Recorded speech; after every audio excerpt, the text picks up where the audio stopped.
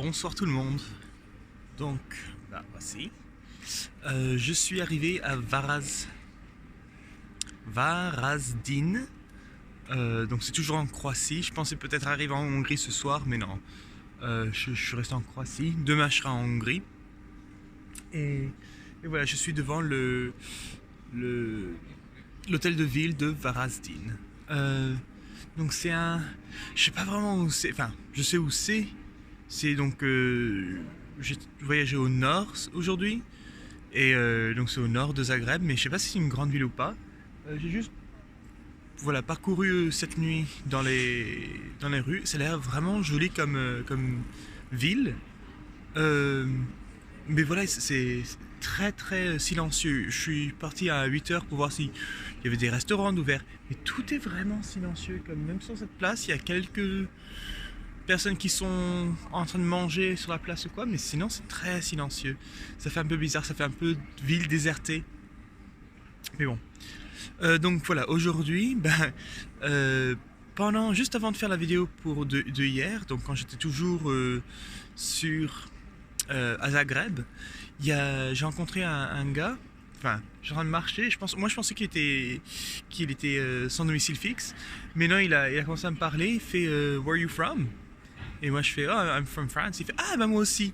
Et lui, il prenait juste sa fin de semaine ou une semaine à Zagreb pour prendre des photos. Il étudie le tourisme en France. Donc on a parlé un peu de Zagreb et on a parlé un peu des projets quoi. Donc oui, ça c'est un peu bizarre de rencontrer un Français. Après ça, j'ai essayé d'aller à un magasin de vélo pour ma gourde, pour mon bidon d'eau.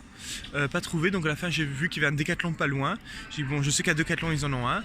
Donc je suis allé à Décathlon, qui a pris assez beaucoup de temps parce que Zagreb, c'est vraiment pas fait pour les vélos, c'est bon. Et après j'ai commencé à faire route pour Budapest, donc voilà, c'est 360 km, donc je savais que j'allais pas tout faire aujourd'hui. Je crois que j'ai fait à peu près 60 km aujourd'hui, donc pas beaucoup, mais voilà, donc je suis sorti de Zagreb, il était déjà 1h je pense, donc ça a pris du temps. Et après j'ai commencé à faire route, ça va, donc en sortant de Zagreb, c'est là où il y a le plus de collines, mais voilà, c'est des collines, c'est même pas des... c'est pas... Mais ça monte et ça descend, donc ça saoule un peu. Et sur les 4 heures, j'ai décidé de m'arrêter et de trouver quelque part pour dormir.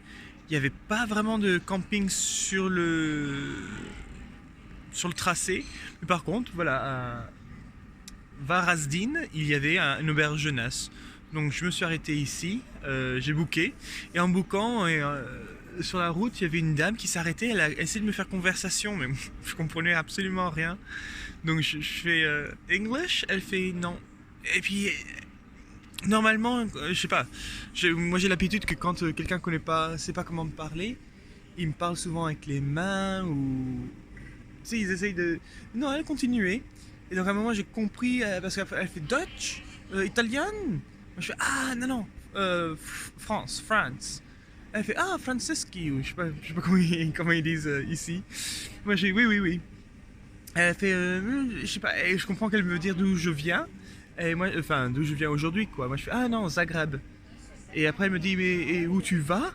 Et donc je lui montre sur le téléphone et puis elle fait d'accord. Et puis elle me donne des instructions.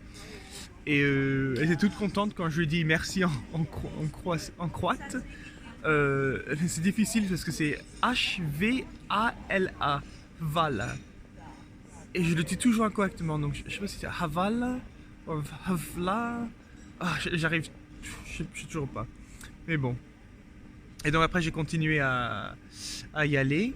Et à un moment je me retrouve à côté d'un autre cycliste et puis il voulait me parler, donc il me dit tu vas où? Donc je lui dis Varazdin. Il fait d'accord. Je vais sur ce côté aussi. Il y a beaucoup de collines mais on y va.